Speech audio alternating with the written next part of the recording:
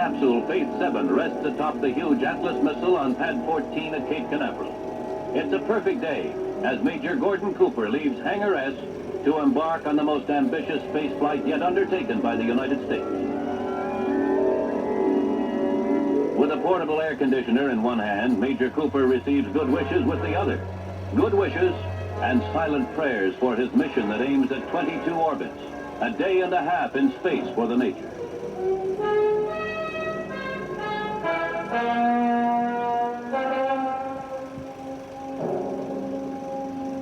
Then up to the 11th floor platform to the ready room.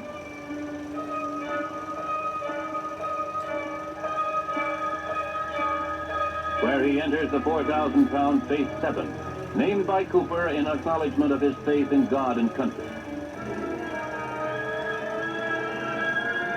The clocks approach 9:04 a.m. The countdown proceeds without a hitch. The world watches and waits. Then ignition and blast off.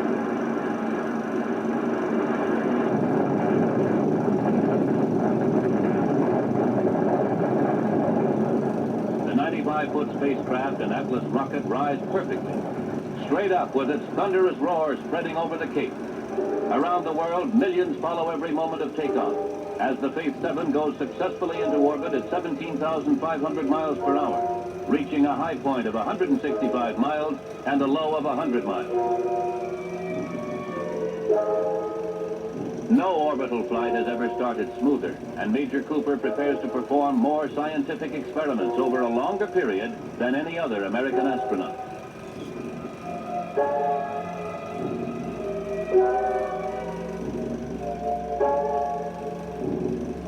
A mission that is a giant milestone on the road to the moon.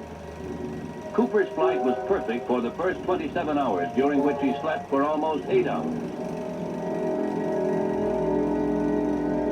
He was on his 19th orbit when Earthlings learned that he would have to bring his craft back to Earth manually. Only his skill and training would land him safely. The Navy had ships stationed around the world for any emergency, with the Kearsarge patrolling the prime target area. Over Red China, Cooper fires his retro rockets to slow his re-entry. He was guided by Colonel John Glenn aboard a ship near Japan. He fired his rockets on the split second, and then he prepares to let go his rocket bank and guide his Faith 7 to splashdown.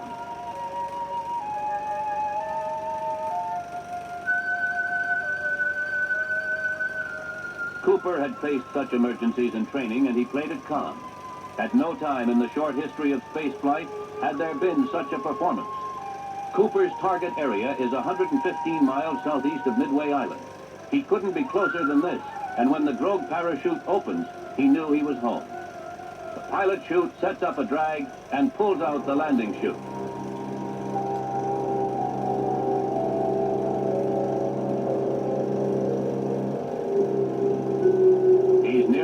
Of a 600,000-mile saga, 2.5 times the distance to the moon. The crew of the carrier Kearsarge goes into action as visual contact is made. Helicopters carry Frogmen to the very spot where he will land. Here's the landing.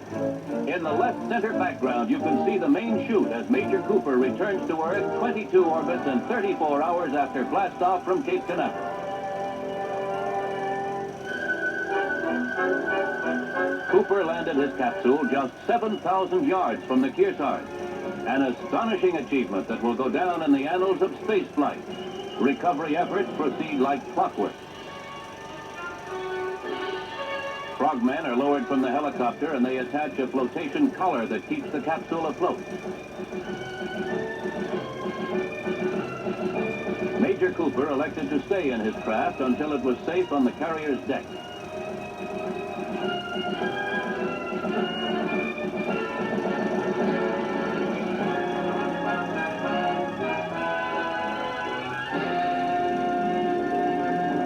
The capsule door is blown off and Cooper's flight officially ends.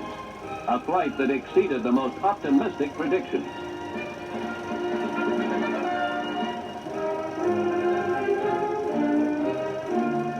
The Major emerges to the cheers of the crew and plaudits around the world.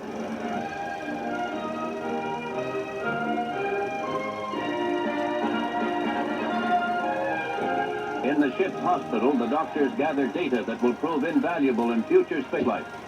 The medical team pronounces Cooper physically fit. Fit to face the more strenuous trip ahead. Hawaii, back on U.S. soil for the first time since takeoff. His wife and daughters are on hand to greet him. What more appropriate than this typical Hawaiian welcome?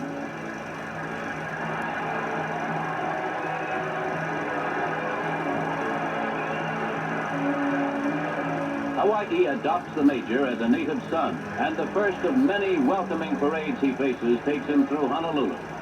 A roaring hello and aloha for the Major in the 50th state.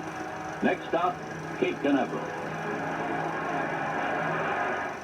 Then the triumphal return to the scene of his takeoff. He lands at Patrick Air Force Base near the Cape.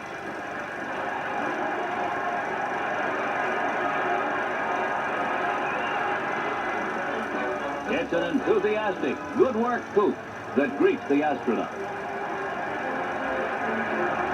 The people at the Cape speak for the people of the world as they cheer the nation's newest space hero. In Washington, President Kennedy awards Major Cooper the Space Agency's medal. So, Major, we're glad to welcome you and your mother here, and your wife, your 2 children, and we tell you that you've given the United States a great day and a great lift.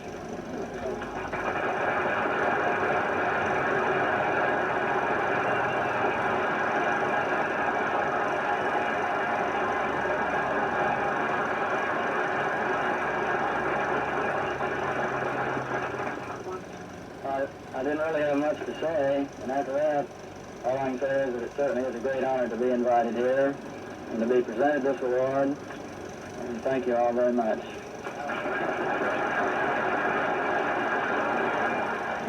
Then an uproarious welcome as he rides the Glory Road down Pennsylvania Avenue to the Capitol to address a joint session of Congress. Major Cooper receives a thunderous standing ovation. The astronaut paid tribute to all who made his flight possible.